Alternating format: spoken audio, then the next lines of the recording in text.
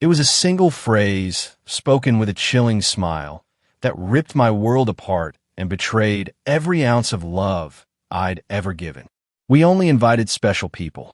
Can you imagine hearing that from your own daughter-in-law about your only son's wedding? My heart actually seized up in my chest. I just called my son, Max, to ask about his wedding date, full of excitement. His wife, Lena, took the phone, looked me straight in the eye, a look I'll never forget, and those words just dripped from her lips. Special people. The sound of them hit me like a bucket of ice water, cold and shocking. Special people? For 3 years, I had poured my life savings into them. I paid their $500 monthly rent, bought every piece of furniture in their new house, and stocked their refrigerator when they were broke. I was their personal ATM, their safety net, their endless provider. And I wasn't considered special. I stood there in my own living room, the phone weighing a ton in my hand. My son, Max, couldn't even meet my gaze. He just stared at the floor, while Lena, completely at ease, made herself comfortable on the very sofa I had purchased for them. The pale pink dress I'd so carefully chosen for her wedding, imagining myself proudly standing in photos, now hung uselessly in my closet. All the new shoes, the hopes, the illusion of being part of the most important day of my only son's life, it all vanished in that instant. I'd spent $200 on that dress, dreaming of how nice I'd look in pictures that would never exist. For weeks, I'd meticulously planned everything. I'd set aside $1,000 as a wedding gift, a significant sum for me. I'd called my sister, Diana, in Chicago, brimming with good news. My house was spotless, clean from top to bottom, because I'd pictured them coming here to celebrate with me after the ceremony. All of it, every single dream and dollar, crumbled into dust with those 4 poisonous words. Only special people. Max finally found his voice, a low, rehearsed murmur. Mom, it was just an intimate thing. Very small, just us and the witnesses. But I knew he was lying. I'd already seen the photos on social media. Lena's parents, beaming, proudly posing next to the happy couple. Her siblings, toasting with champagne. And Lena's beautiful white dress, a dress I'd unknowingly helped finance with the $800 I'd given her for her personal expenses just last month. I saw everything they hadn't wanted me to see. It was a public humiliation, stark and undeniable. Then, exactly 7 days after that gut-wrenching betrayal, Lena called me again. But this time, her voice was completely different. The confident woman who had cruelly excluded me from her wedding was gone. Now, she sounded desperate, almost pleading. Renata, she stammered, the rent is overdue. The landlord is pressuring us, threatening to kick us out if we don't pay this week. You forgot to make the transfer. Her voice trembled slightly, as if her entire world was collapsing. I remained silent for a few seconds, those seconds stretching into an eternity. My mind raced, replaying every sacrifice. All the times I had dropped everything and rushed to the bank to make that transfer. All the plans I'd canceled. The nights I'd eaten simple beans and rice, just so they would have a roof over their heads and money for their frivolous desires. And now, after they had so cruelly cut me out of their lives, they had the gall, the absolute audacity, to call me as if nothing had happened. Lena, I said, my voice eerily calm, a calm that surprised even me. Didn't I tell you I only help special people? The silence on the other end of the line was so profound, I could literally hear my own heart pounding. For the first time in years, I realized it wasn't me trembling. It was her.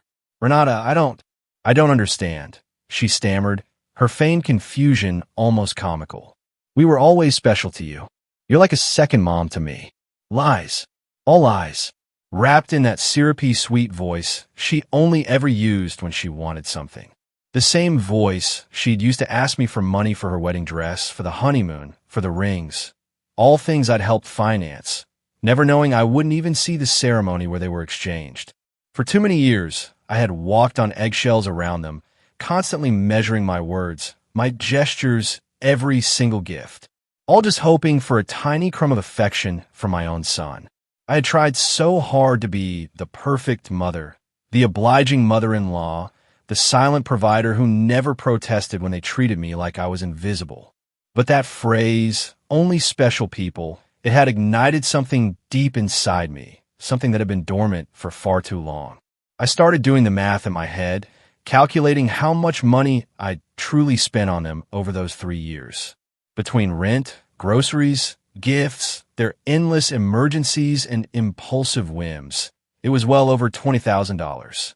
$20,000 I had painstakingly saved for my retirement, from my personal savings, from the money my late husband had left me, so I could live my last years in peace. And for what? To be treated like a stranger on my own son's wedding day. That night, after I finally hung up, I sat on my bed and cried. But these weren't tears of sadness. No, they were tears of pure, unadulterated anger. Tears of accumulated frustration from years of silently endured humiliation. I wept for every time they'd made me feel like my love was a burden, my presence a hindrance, my money the only thing I had to offer.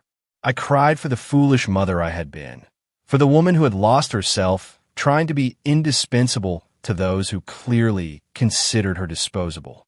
When I woke up the next morning, something inside me had fundamentally shifted. It wasn't just the raw pain of betrayal anymore. It was something deeper, colder, a steel resolve. I stood up and looked at myself in the bathroom mirror. The same tired eyes, the same wrinkles that told stories of years of giving love without receiving it back. But there was something new in my gaze. A hardness I didn't recognize, a fierce determination that had been buried under decades of compliance. I went to the kitchen and made coffee, just as I had every morning for 40 years. But this time, I didn't think about calling Max to ask how he'd slept. I didn't check my phone, anticipating some apologetic message. For the first time in a very long time, I was my own first concern of the day. I sat at the kitchen table, the very table where I had so often planned surprises for them, counted bills for their expenses, and silently cried over their indifference. Now, this table would be a witness to something entirely different. I pulled out my checkbook, my bank statements, and started adding it all up. I needed to see, in exact numbers, the full extent of my foolish generosity. Monthly rent of $500 multiplied by 36 months. That was $18,000. Food and supplies, roughly $200 a month, another $7,200. Birthday, Christmas, and anniversary gifts, at least $3,000. Lena's medical emergencies, $800. The car loan, which they never repaid, $2,500. The air conditioner repair in their apartment, $600. The living room furniture, $1,200. The grand total, $33,400. That was the precise sum of my wasted generosity. $33,000 for $100. Money I'd taken from my late husband's inheritance, from my pension, from savings I'd put aside penny by penny over decades of honest work. All of it thrown out the window to keep two able-bodied adults comfortable, adults who couldn't even pretend to respect me. The phone rang. I saw Max's name on the screen. Normally, my heart would have pounded. I would have run to answer, hoping he would finally apologize, hoping he would explain everything away as a misunderstanding. But this time, I let it ring once, twice, 3 times. Finally, it fell silent. I calmly continued drinking my coffee, as if nothing had happened. 10 minutes later, it rang again. This time, it was Lena.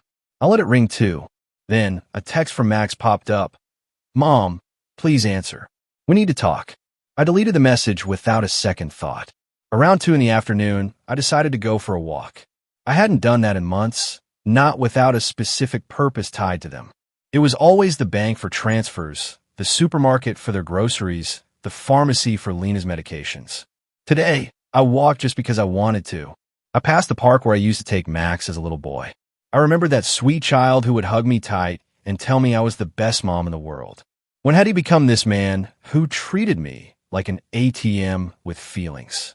When had I started confusing love with money? When did I begin to believe I had to buy my own son's affection? At the bank, the place where I had so often made their automatic transfers, I stopped in front of the door. The branch manager, Mr. Clean, saw me through the glass and waved. I'd known him for years. He had processed every single one of my transfers to Max and Lena. He had watched my account steadily drain month after month just to fill theirs. I walked straight to his office. "Mr. Clean," I said, "I need to cancel all the automatic transfers I have programmed." He looked genuinely surprised. For 3 years, those transfers had been as predictable as the sunrise. "Are you sure, Mrs. Richter? Did something happen?" His concern felt so genuine, so much more real than any interest Max had shown in me in recent months. "What happened," I replied, my voice steady, "is that I finally opened my eyes. I want to cancel everything, and I also need information on how to protect my accounts. I don't want anyone else to have access to my money." As Mr. Clean processed the cancellations, my phone wouldn't stop ringing. Max, Lena. Max again. It was as if they had developed some kind of radar, instantly detecting when their source of income was in danger. I finally turned my phone completely off. "Mrs. Richter," Mr. Clean said as he handed me the papers, "I apologize for intruding, but in all these years, I've seen you be very generous with your family. I hope you aren't being pressured into making these changes." His words touched me deeply. This man, who knew me only through bank transactions, showed more genuine concern for my well-being than my own son. "I'm not being pressured, Mr. Clean," I answered. "On the contrary, I've finally stopped pressuring myself." When I left the bank, I felt strangely light, as if I had shed an enormous burden right there in that office. For the first time in years, my money was entirely mine. I had no financial obligations to people who saw me as nothing more than a resource, not a person.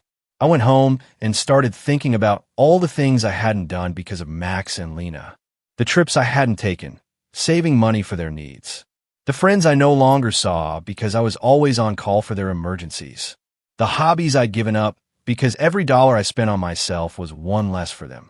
As I pulled into my driveway, I saw 3 cars parked in front of my door. Max's, Lena's, and one I didn't recognize. My heart raced, but this time was different. I could see movement inside my house through the windows. My blood ran cold. They had keys. I had given them keys because I trusted them. I believed that one day they would take care of me, just as I had taken care of them. I took a deep breath. This was it, the first real confrontation of my new life. I opened the door to a scene I will never, ever forget. Max was slumped on my sofa, his head in his hands. Lena was pacing back and forth like a caged animal. And an older man, a complete stranger, was casually sifting through papers on my dining table. My papers. My personal documents. "What is happening here?" I asked, my voice louder and steadier than I expected. All 3 of them looked at me, as if I were the intruder in my own home. Lena was the first to speak, her voice thick with that desperate urgency I'd heard on the phone. "Renata, thank God you're here. We need to talk. Mr. Fisher is from a law firm we consulted about your situation." "My situation?" The question came out with a calm that even surprised me. "What situation? I'm doing perfectly fine." Max finally lifted his head. He looked at me with those eyes that once belonged to an innocent child, but now reflected nothing but sheer financial panic. "Mom, we went to the bank, and they told us you canceled all the transfers. Mr. Clean explained that you also blocked our access to your accounts. We don't understand why you did that." Mr. Fisher, a man in his 50s wearing a slick gray suit and a smile that didn't reach his eyes, stepped towards me, extending a hand. "Mrs. Richter, I'm Mr. Fisher, a family law attorney.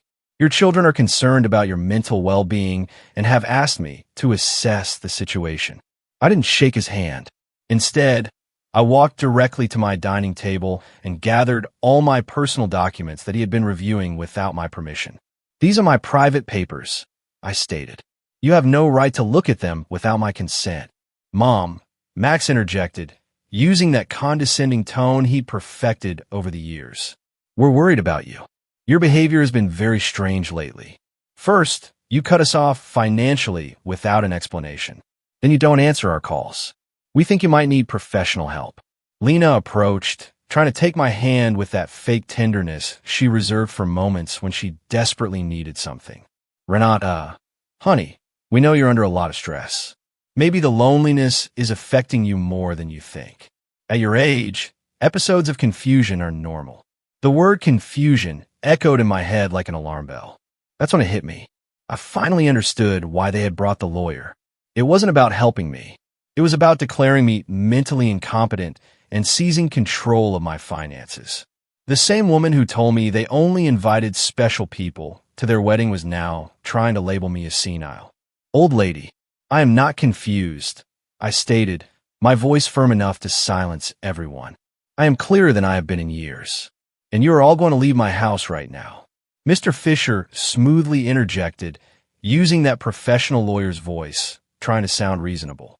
Mrs. Richter, I understand you feel overwhelmed, but your children have a right to intervene if they believe your ability to make financial decisions is impaired. They have documented several concerning behaviors. Concerning behaviors? A harsh, almost cruel laugh escaped my throat. Like what? Deciding that my money belongs to me? Deciding to no longer finance the lives of two adults who treat me like trash. Lena practically jumped up as if I'd slapped her. We never treated you badly. You are part of our family. Everything you have will belong to us one day anyway. We're just speeding up the process. There it was. The naked, unvarnished truth. Everything I had would eventually belong to them. In their minds, I was already dead, and they were simply collecting their inheritance in advance. It didn't matter if I had 70 years or 70 days left. To them, I was just an ATM with legs that had suddenly become problematic. Out, I said, pointing to the door. All three of you, get out of my house. Max stood up, his face contorted in that angry, childlike pout he always made when he didn't get his way. Mom, we can't just leave. We have obligations. The rent, the car payments, the credit card you co-signed for. You can't just cut us off from one day to the next. Oh, I can't. My voice rose for the first time in the entire conversation, a powerful crescendo of pent-up anger. Who says I can't? For years, I have paid rent that wasn't even in my name. I filled a refrigerator in a house where I was not welcome. I financed a life that clearly had no place for me. Mr. Fisher pulled a folder from his briefcase and placed it on my table. Mrs. Richter, we've prepared some documents that could facilitate this transition, a power of attorney that would allow Max and Lena to manage your finances more efficiently. This would just be temporary, until you feel better. I picked up the folder. Without even opening it, I walked over to the trash can and threw it directly inside. The only transition that's going to happen here, I said, looking him dead in the eye, is yours to the front door. Lena started to cry again, but these weren't tears of sadness. They were tears of pure frustration, of contained rage. You can't do this to us, Renata. We were counting on you. We made plans based on your support. We bought things. We took on financial obligations because we knew we could count on you. Obligations based on my money, I corrected her. Not on my well-being, not on my happiness, not on my company, just on my money. And now that I've decided my money is better used in my own life, I'm suddenly a confused old woman who needs legal guardianship. Max tried to approach me, but I instinctively took a step back. He was no longer the little boy who ran into my arms when he had nightmares. He was a 35-year-old man who saw his mother as nothing more than an obstacle between himself and a comfortable life financed by others. Mom, we made mistakes, he said, trying for a remorseful tone. The wedding was a misunderstanding. Lena was nervous. I was under pressure. We can fix this if you just become reasonable again. Reasonable? The word tasted bitter in my mouth. Being reasonable, I told him, my voice dangerously low, means continuing to pay for your life while you treat me like a stranger. It means pretending it doesn't hurt to have been excluded from the most important day of my only son's life. Mr. Fisher packed his papers with the efficient speed of someone used to having proposals rejected. Mrs. Richter, he said, his voice now colder, this is not over. Your family has legal options. If you are indeed making irrational decisions due to mental health problems, a judge can determine that you need guardianship. His words landed like a blow. I realized this wasn't just a manipulative family visit. This was a real legal threat. They genuinely wanted to declare me incompetent and take control of my affairs. Mr. Fisher, I said, looking him directly in the eyes, I suggest you do your research thoroughly before you threaten a 71-year-old woman who has managed her finances flawlessly for 40 years, who raised her son alone after the death of her husband, who ran a household and worked honorably until retirement, and who, until last week, financially supported two completely capable adults. Lena stopped crying completely and looked at me with a coldness that finally showed her true face. This won't stay like this, Renata. We have rights. And lawyers, too. Perfect, I replied, a small, grim smile touching my lips. Hire all the lawyers you want. With your own money, of course. Because mine is no longer available to finance your legal tantrums. The three of them walked to the door, carrying the wounded dignity of people who were clearly not used to being told no. Before he stepped out, Max turned to me one last time. Mom, this is going to end very badly for you. You're going to end up alone, with no one to take care of you when you really need it. Max, I said, with a deep sadness, but also with crystalline clarity. I'm already alone. The difference is that now it's by my own choice, not by your neglect. As I closed the door behind them, I stood in my living room, enveloped by the most beautiful silence I had heard in years. It was the silence of freedom. That night I couldn't sleep, but it wasn't from sadness or regret. It was from the sheer adrenaline of having finally reclaimed control of my own life. I lay awake, planning my next steps like a general preparing for battle. If Max and Lena wanted to fight, I would give them a war. But it would be a war I would fight with intelligence, not emotion. At 6 a.m, I was already dressed and ready. My first stop was the office of Mr. Weber, an attorney I'd met years ago when handling my husband's will. Unlike Mr. Fisher, the shark Max and Lena had brought, Mr. Weber had an impeccable reputation and specialized in protecting the rights of the elderly. Mrs. Richter, he said gravely, after I explained everything. What your children tried to do yesterday is more common than you think. It's called elder financial abuse, and it's a federal crime. The fact that they entered your house without permission and reviewed your private documents also constitutes a violation. His words both calmed and worried me. They calmed me because they confirmed I wasn't crazy, that what had happened was truly abusive. But they worried me because I realized the situation was far more serious than I'd initially thought. We have to document everything, Mr. Weber continued. Every transfer, every gift, every time they pressured you for money. He then dropped another bombshell. We will also change your will to protect your assets from future manipulation attempts. We spent the next 3 hours meticulously reviewing my financial records. Mr. Weber actually whistled when he saw the total sum, $33,400 in 3 years. Mrs. Richter, he said, shaking his head slightly, with this money, you could have lived comfortably, traveled, and truly enjoyed your retirement. Instead, you completely financed the lives of two adults who didn't even respect you enough to invite you to their wedding. When I left Mr. Weber's office, I had a complete, concrete plan. First, I would change all the locks on my house. Second, I would install a state-of-the-art security system with cameras to protect myself from any future surprise visits. Third, I would open a new bank account at a different bank, somewhere they had no contact whatsoever. And fourth, the most important part, I would finally start living the life I had postponed for years. My next stop was the local hardware store.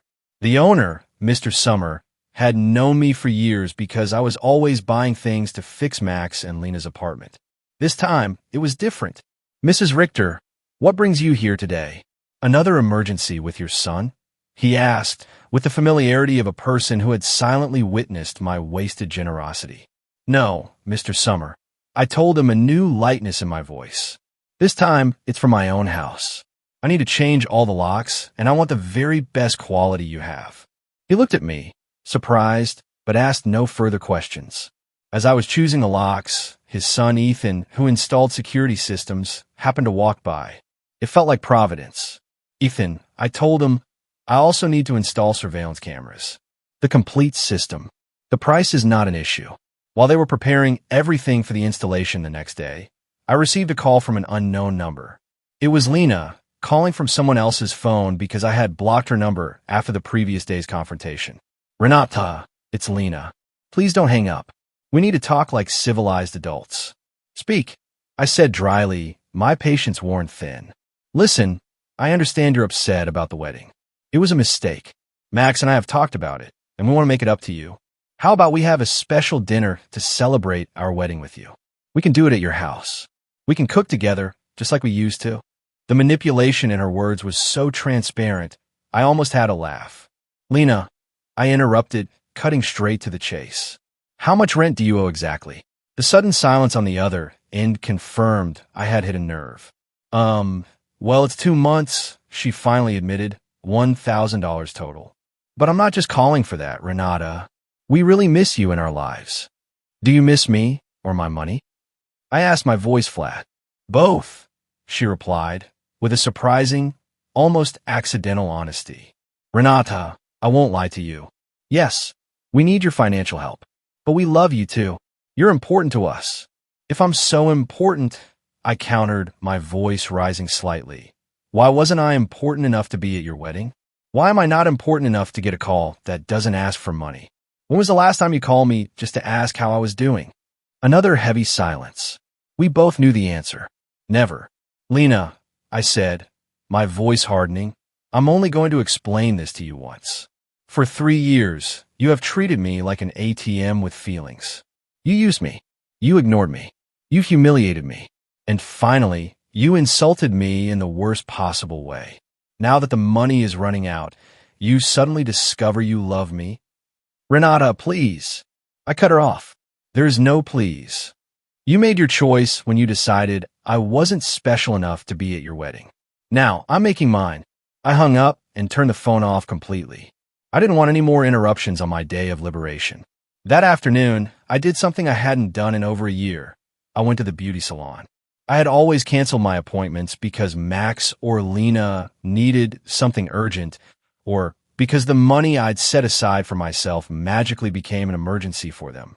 Mrs. Richter, my favorite hairstylist, Cynthia, called out. What a surprise. I thought you had forgotten us. I didn't forget you, Cynthia, I replied, a genuine smile spreading across my face. I just forgot that I also deserve to be pampered. I treated myself to the full treatment. Cut, color, manicure, pedicure.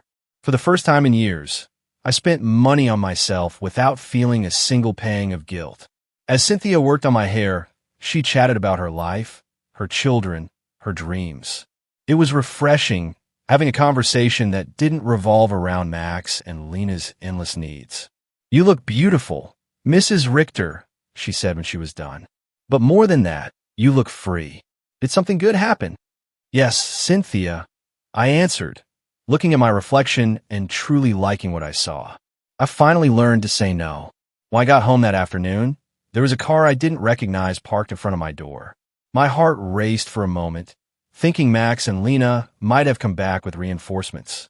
But as I got closer, I saw an older woman sitting peacefully on the steps of my porch.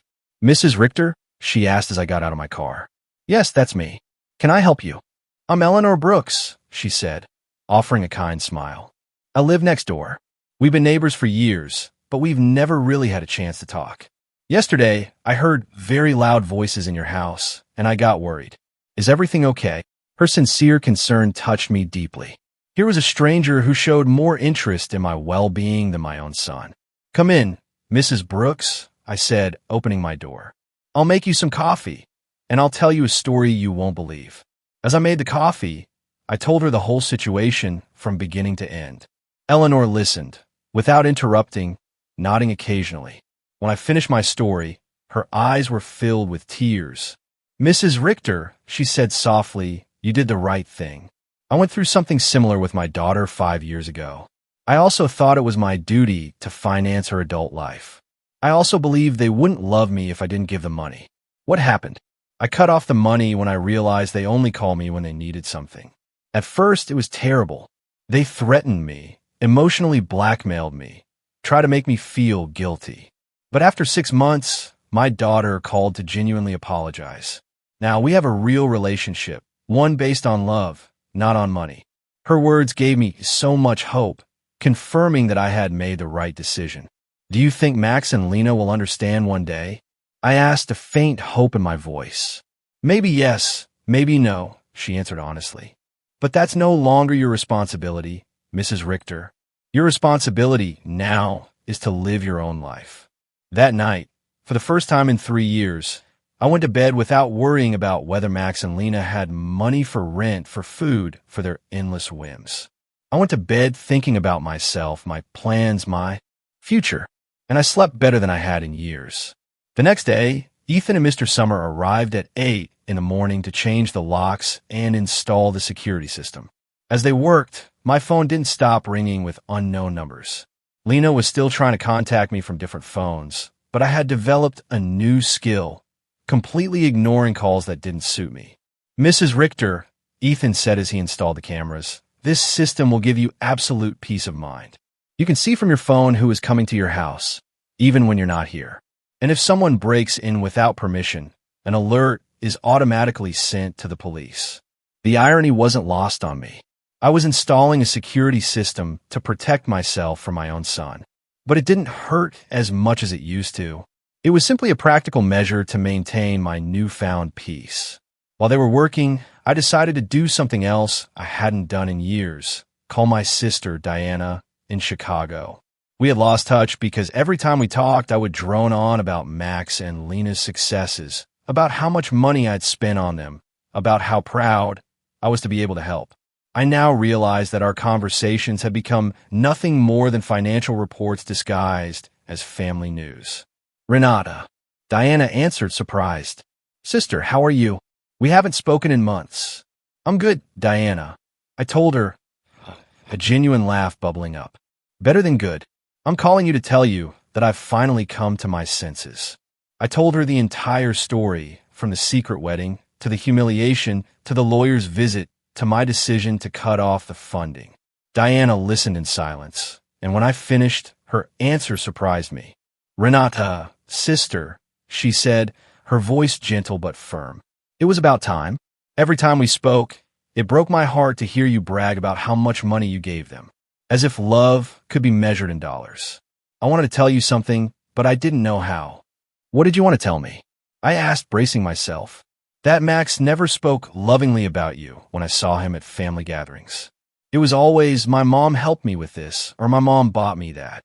But never, I miss my mom, or I love my mom. It was as if you were a service provider, not a person. Her words hurt, a deep, sharp pain, but it was a necessary pain, like a doctor cleaning an infected wound. It hurts, but it's part of the healing. You know what else I noticed? Diana continued, her voice heavy. Lena always spoke about you in the future tense. When Renata is no longer here, we can remodel her house, or when we inherit, we'll invest in the business. As if they were just waiting for you to die to truly live. This revelation hit me like a bucket of ice water, colder and more shocking than Lena's wedding announcement. They didn't just see me as an ATM.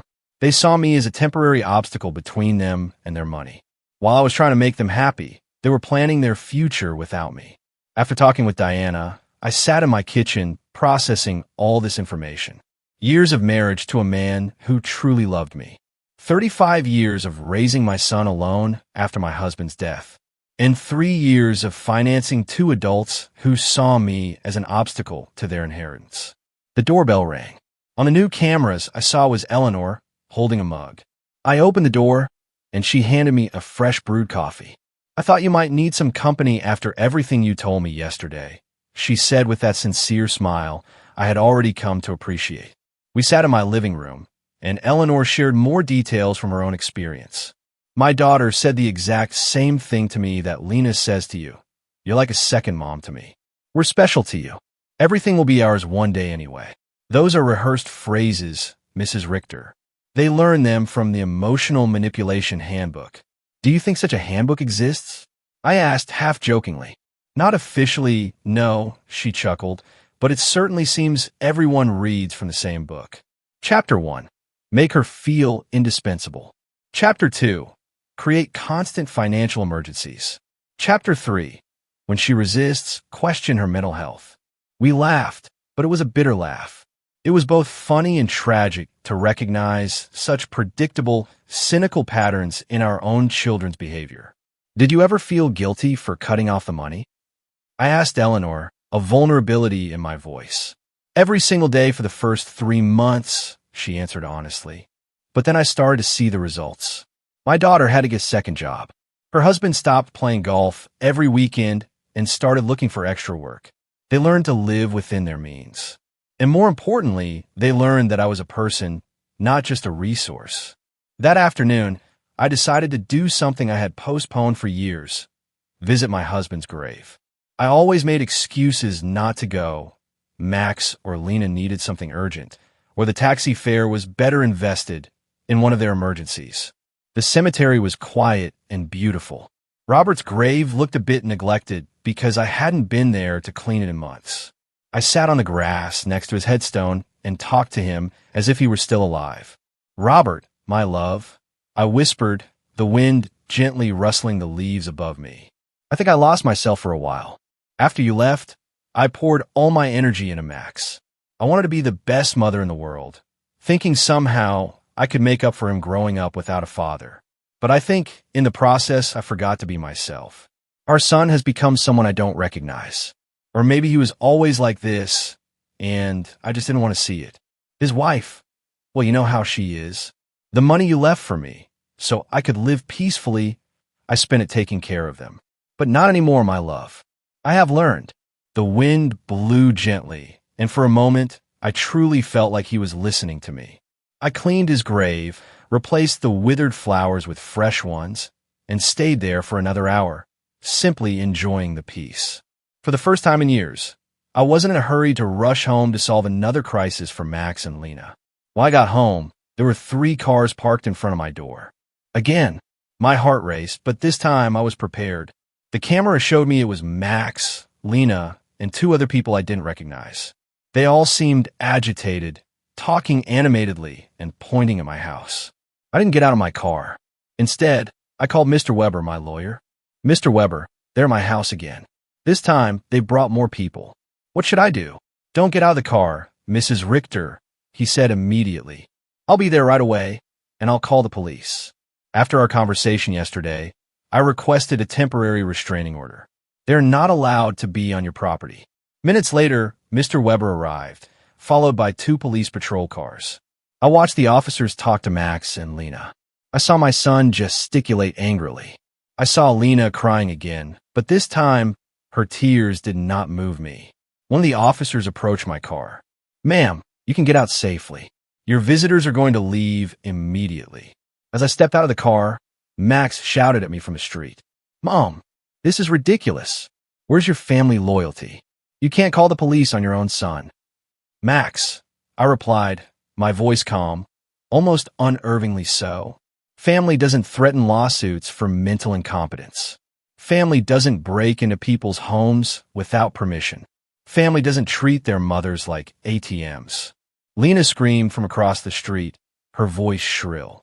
"You're going to pay us everything you owe us. We have bills you co-signed for. You can't just abandon us like this." Mr. Weber interjected, stepping between us. "Mrs. Schuster, any future communication must be through my office, and I suggest you consult with an attorney before making collection threats. My client has full documentation of all the payments she voluntarily made for 3 years." I watched them drive away in their cars, defeated, but I knew they weren't giving up. This wasn't over.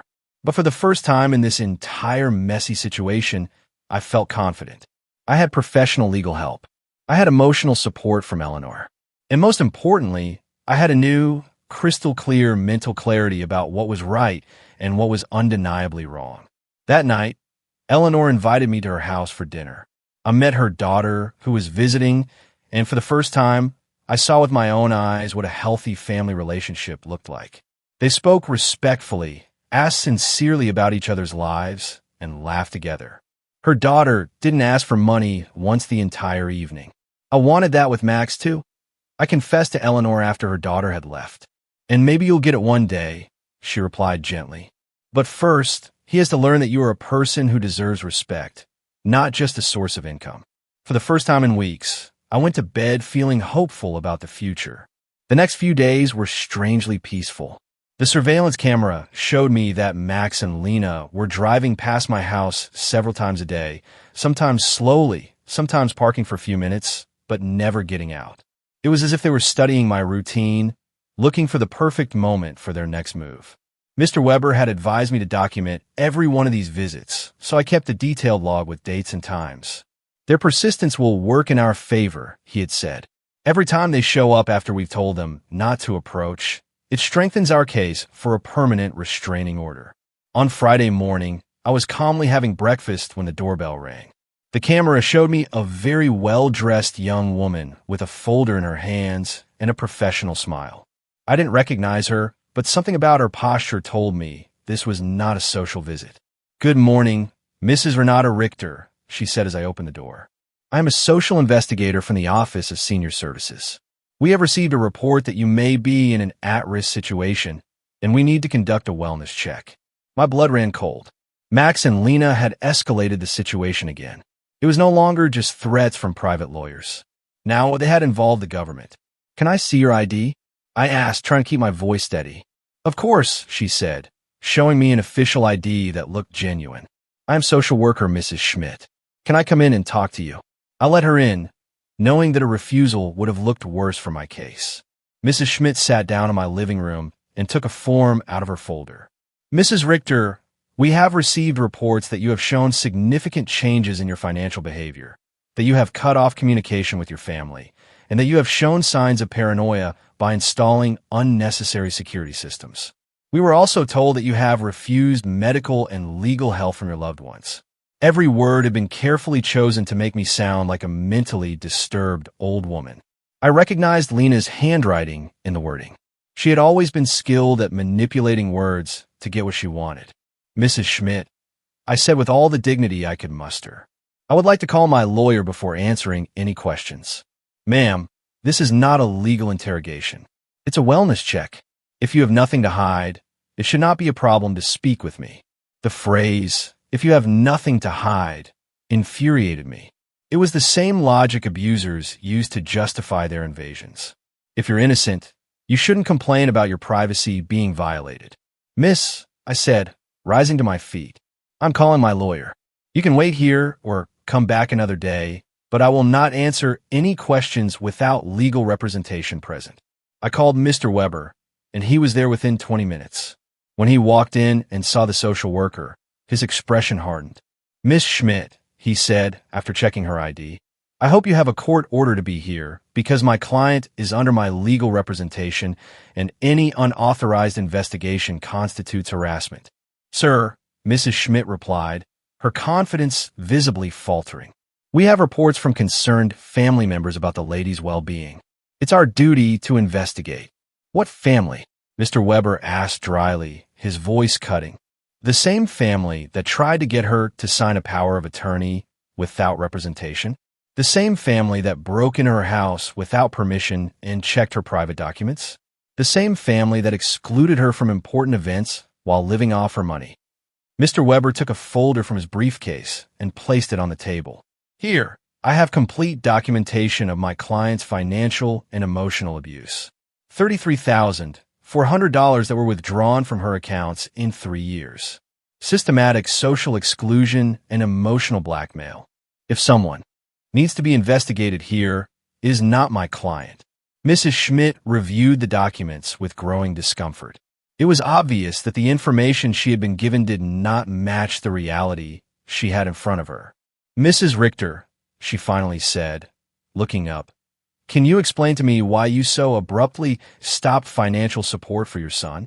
"Because I finally discovered they were using me," I replied simply. "Because I realized that to them, I wasn't a mother, but a bank account. Because I was tired of financing the lives of people who saw me as an obstacle." "But don't you feel it's your responsibility to help your family?" The question outraged me. "Mrs. Schmidt," I said, my voice clear and strong, "my responsibility as a mother was to raise my son until he was 18, to educate him and to give him the tools to be an independent adult. My son is 35 years old, married, and perfectly capable of supporting himself. Financing his adult life is not my responsibility. It is my choice, and I have chosen not to do so anymore." Mr. Weber interjected. "Mrs. Schmidt, Would you consider it normal for a 35-year-old adult to be unable to pay his own rent without the help of his 71-year-old mother? Mrs. Schmidt didn't answer right away. I could see she was reevaluating the entire situation. Mrs. Richter, she asked after a moment, do you manage your own finances completely?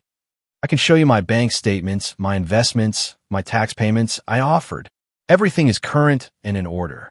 Do you live independently? As you can see, I keep my house clean. I take care of myself physically. I drive my own car. I have healthy social relationships with my neighbors. Do you take any medication? Just vitamins and occasionally aspirin. I don't have any medical conditions that require medication, I explained. Mr. Weber added, my client has just undergone extensive medical exams as part of our legal process. She is in perfect mental and physical condition. Mrs. Schmidt closed her folder. Mrs. Richter, based on this conversation and the documentation I have reviewed, I see no indication that you are at risk or in need of intervention. I will close this case. After she left, Mr. Weber and I remained silent for a few minutes. Renata, he said finally, his voice serious. This is going to continue to escalate. Max and Lena are spending money they don't have to hire professionals to try and have you declared incompetent. Does that mean they're desperate? I asked, a flicker of hope. It means exactly that, he confirmed. What else can they do? They can file a lawsuit for incompetence. It's expensive and hard to win. But if they find a sympathetic judge and a psychiatrist willing to testify in their favor, they could get a guardian assigned. The thought terrified me. They could take control of my money. They could try, he said, sensing my fear. But we have solid evidence that you are completely competent and that they are motivated by greed, not by genuine concern. That afternoon, I called Diana to vent. Sister, she said after hearing my story, do you notice how far they are willing to go for money? They are risking family relationships, spending money on lawyers and doctors, destroying their own reputation, all to get access to your bank account again. Her words made me truly think. Max and Lena had completely revealed their true nature. There was no going back, no possibility of genuine reconciliation. To them, I had never been a mother or a respected mother-in-law. I had always just been money on legs. This revelation, although profoundly painful, was also incredibly liberating. I no longer had to wonder if I was making the right decision. I no longer had to feel guilty for protecting myself. They had proven beyond a shadow of a doubt that my emotional and physical well-being was less important to them than my money. That evening, Eleanor came to visit with a surprise. She had invited her friends from the garden club to meet me. Renata, she introduced me. These are my friends, Cynthia, who you already know from the salon, Maria, Carmen, and Alfred. We all had been through similar situations with abusive family members. We spent the evening sharing stories. Maria had had to set boundaries with a brother who constantly asked her for money. Carmen had cut off her relationship with a daughter who only visited when she needed cash. Alfred had to change her will after she found out her grandchildren considered her their retirement plan. What hurts me the most, I confessed, my voice soft, is not losing the money I gave them, but realizing that I never had the love I thought I had. Renata, my dear, Alfred said, with the wisdom of her 80 years, true love cannot be bought or sold. If you had to pay for it, it was never real. Her words were like a balm for my wounded soul. She was right. I had bought attention, not love. I had financed an illusion. You know what I've discovered?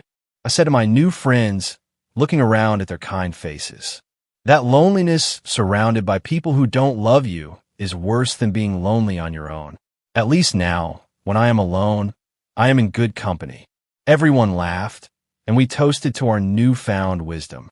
That night, after my new friend had left, I sat in my garden, thinking. The stars shone brighter than ever. Or perhaps I was just seeing them with clearer eyes. For the first time in my adult life, I was completely alone financially. I had no dependents, no financial obligations to anyone but myself. And instead of scaring me, this reality excited me. I could travel when I wanted. I could remodel my house. I could buy myself nice clothes. I could donate to charities that were important to me. I could invest in my own future instead of financing the present of ungrateful people. Freedom tasted like hope. And for the first time in years, I wanted to plan my future. A month after the social worker's visit, I thought I had finally won the war. I had settled into a beautiful routine. I calmly had breakfast and read the newspaper. I tended to my garden, had lunch with Eleanor or one of my new friends. In the afternoons, I devoted myself to activities I had given up for years. I had even started painting again, something I was passionate about before I became Max and Lena's personal financier.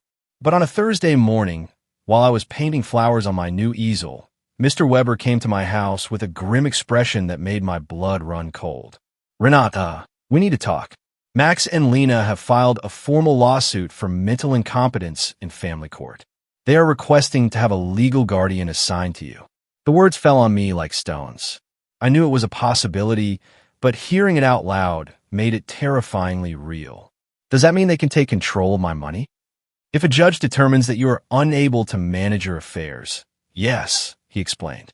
He could place Max as your legal guardian, which would give him full control over your finances. I sat down heavily on my sofa, feeling the weight of the deepest betrayal I had ever experienced in my life. My own son was trying to legally declare me incompetent to steal my money. "Mr. Weber," I asked, my voice barely a whisper, "what evidence could they possibly have? You yourself have seen that I am completely competent. They have statements from 3 witnesses who claim you have behaved erratically," he replied, flipping through his papers. "They also submitted unpaid doctor's bills that you supposedly didn't pay and medications that you supposedly hoarded without taking them. But that's a lie," I exclaimed. "I don't have any outstanding doctor's bills or hoarded medications." "I know, Renata, but they've fabricated convincing evidence. They also have a statement from a Dr. Lehman, who states that you refused to cooperate with a psychiatric evaluation, which they interpret as proof of mental decline. The manipulation was diabolical. They had twisted my refusal to undergo an unnecessary exam into proof of a mental illness. They had used my instinct to protect myself from them as proof that I needed protection. Who are the 3 witnesses? I asked, needing to know. Mr. Weber looked through his documents. "Lena, of course, a neighbor named Mr. Davis, and someone who claims to be your pharmacist, Mr. Green. Mr. Davis was the unpleasant neighbor across the street, who had always had problems with me because my friends sometimes parked in front of his house. Mr. Green was indeed my pharmacist, but I couldn't imagine what he could have against me. I need to talk to Mr. Green," I told Mr. Weber. "Something's not right." We went to the pharmacy together that afternoon. Mr. Green received me, looking surprised and nervous. "Mrs. Richter, it's good to see you. How are you?" "Mr. Green," I said, cutting to the chase, "I was told you signed a statement saying I show erratic behavior with my medications." His face turned red as a tomato. "Mrs. Richter, your daughter-in-law came in a few weeks ago and asked about your medications. She said she was worried because you were acting strangely. And what did you tell her?" I explained to her that you only buy vitamins and occasional aspirin, that you don't have any regular medical prescriptions.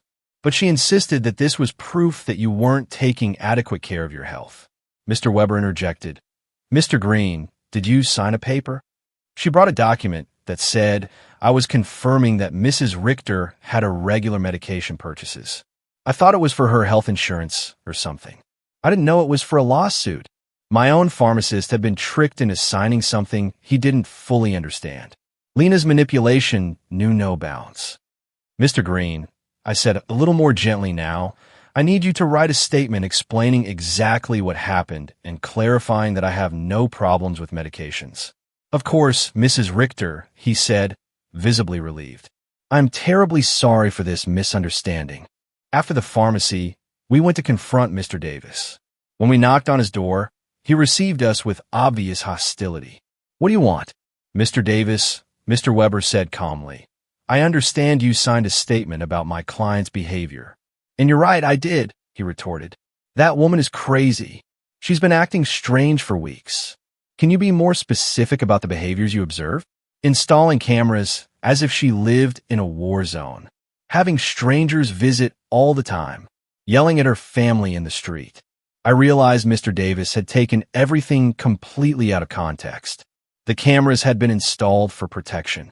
The strangers were my new, supportive friends. And the yelling was me defending my home from Max and Lena's invasions. "Mr. Davis," I said, "do you know why I installed the cameras?" "No, and I don't care," he replied cruelly. "To protect myself from my son and daughter-in-law, who broke in my house without permission and threatened me." "That's what a crazy person would say," he spat back. There was no way to reason with him. His statement was based on superficial observations, maliciously interpreted. That evening, Mr. Weber and I sat down to plan our defense. "Renata," he began, "we need our own psychiatric evaluation. I have a colleague, Dr. Moore, who is an expert in assessing mental capacity. She can officially confirm that you are completely competent. What if Max and Lena have bribed the judge?" I asked, my fear resurfacing. What if none of this matters, because they've already decided to declare me incompetent? "Renata," Mr. Weber said, his voice reassuring, "the legal system is not perfect, but it's not completely corrupt either.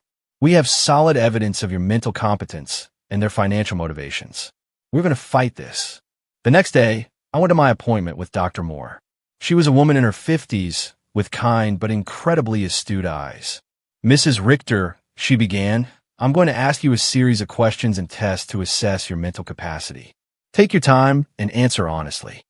For 2 hours, she asked me questions about my memory, my reasoning ability, my financial understanding, my emotional health. She also gave me cognitive tests and asked me to solve mathematical and logical problems. "Mrs. Richter," she said at the end, her voice professional but warm, "your results are well above average for your age. You're not only mentally competent, but your cognitive function is excellent." "Doctor, why do you think my family is doing this?" I asked, still trying to grasp the depth of their betrayal. "Based on what you've told me and the documents I've reviewed," she explained, "this seems to be a classic case of elder financial exploitation. Unfortunately, it's more common than people think." I left the consultation feeling validated, but also deeply sad. The professional confirmation of my mental health was a relief, but it also confirmed that the lawsuit was real and utterly ruthless. That afternoon, Eleanor organized an emergency meeting with all our friends from the garden club. When I told them about the incompetence lawsuit, everyone was outraged. "Renata," Maria said firmly, "we will testify in your favor. We've been with you for weeks, and anyone can see that you are doing great." "Better than great," Cynthia added. "You are clearer and stronger than many 40-year-old women I know." Alfreda, with her 80-year-old wisdom, took my hands. "Renata, my dear, what your children are doing is nothing new. For generations, greedy children have tried to declare their parents insane to get their money. But you have something many of these victims didn't have: documentation, legal support, and friends who can testify for you." Her words gave me a new surge of hope. I was not alone in this fight. I had an army of strong women who had witnessed my transformation firsthand. "You know what the saddest thing about all this is?" I said, looking at my friends. "That Max and Lena are willing to destroy any future possibility of reconciliation for money. Even if I were willing to forgive everything so far, there's no going back from this." "And maybe that's for the best," Cynthia replied, a glint in her eye. "At least now you know exactly who they are, and you can act accordingly." That night, for the first time since this nightmare began, I really cried. Not out of sadness, but out of grief. I said my final goodbye to the son I thought I had, to the dream of a loving family, to the illusion that unconditional love was reciprocated. But something new also emerged within me. An iron determination not to let myself be stripped not only of my money, but also of my dignity and my freedom. The war had officially begun, but I was ready to fight. The trial came 3 weeks later. I woke up early, put on my best black suit, and looked at myself in the mirror with a determination I had never felt before. Today, it wasn't just my mental capacity that would be judged. It was my dignity as a person, my right to live free from abuse, my value beyond my bank account. Mr. Weber arrived at 7 in the morning to go over our strategy one last time. "Renata, remember, the burden of proof is on them. They have to prove that you are incompetent. We just have to show that you are not. And what if the judge is already biased?" I worried. Judge Miller has a reputation for being fair, he assured me. I've researched his past cases, and he doesn't automatically favor families. He is dedicated to protecting the rights of the elderly. We arrived at the courthouse at 9 in the morning. In the hallway, I saw Max in a new suit that he probably bought just for the occasion, and Lena dressed in black, as if she were at a funeral. Maybe it was the funeral of our family relationship. When our eyes met, Max avoided my gaze. But Lena held my gaze with a coldness that confirmed for me that this was simply a business transaction for her. Their lawyer was an older, elegant man with the kind of confidence that comes from winning similar cases. When he began his opening statement, his strategy was chillingly clear: to portray me as a confused old woman who had been manipulated by strangers to alienate me from my loving family. "Your Honor," he said in a solemn voice, "Mrs. Renata Richter has shown a clear mental decline in recent months. She has cut off all financial support for her family without a rational explanation. She has installed unnecessary security systems due to paranoia and has isolated herself from her loved ones under the influence of neighbors and lawyers who are obviously taking advantage of her vulnerable situation." Every word had been carefully chosen to make my self-empowerment sound like dementia and my freedom sound like external manipulation. Then they called their witnesses. Lena was the first to testify, and her performance was Oscar-worthy. She cried as she described how I had completely changed, how I had become hostile and paranoid, how I had isolated myself from the family that loved me. "Your Honor," she said in a trembling voice, "Renata has always been like a second mom to me. Seeing her mental decline has been devastating. We just want to help her get the care she needs." Lies wrapped in convincing tears. When Mr. Weber cross-examined her, the cracks in her story began to show. "Mrs. Schuster, can you tell the court when was the last time you called my client without asking for money?" Lena stammered. "Well, we always talked about many things. Can you give me a specific date?" "I don't remember exact dates." "Is it true that you and your husband got married without inviting my client?" "It was a very small ceremony."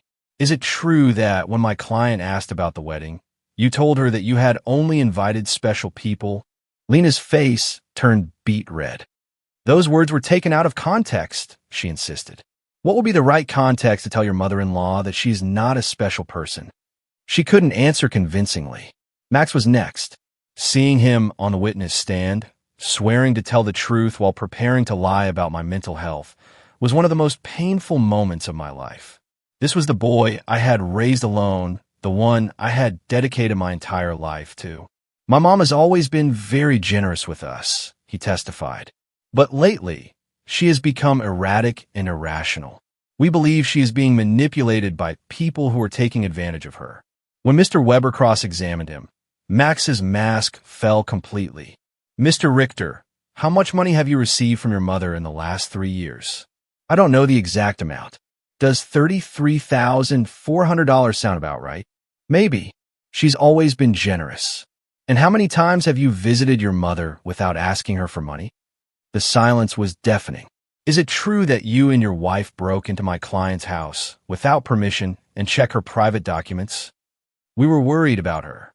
"Is it true that you brought a lawyer to pressure her into signing a power of attorney?" "We wanted to help her manage her finances." "Do you, at 35 years old, need the help of your 71-year-old mother to pay your rent?" Max couldn't answer with dignity. Mr. Davis testified about my supposed erratic behaviors, but when Mr. Weber asked him for details, he admitted that he had never spoken to me directly and that all his information was based on superficial observations. Dr. Lehman testified that my refusal to undergo an evaluation was proof of mental decline, but Mr. Weber submitted the documentation of our evaluation with Dr. Moore, which completely refuted his conclusions. Then it was our turn. Mr. Weber first called Mr. Green, my pharmacist, who explained how he had been tricked into signing a statement that distorted my medication buying habits. Dr. Moore then testified about my excellent mental state and presented the results of the cognitive tests, which had been flawless. Mr. Summer from the hardware store testified about my mental competence and explained that my decisions to cancel automatic transfers were completely rational and had been processed correctly.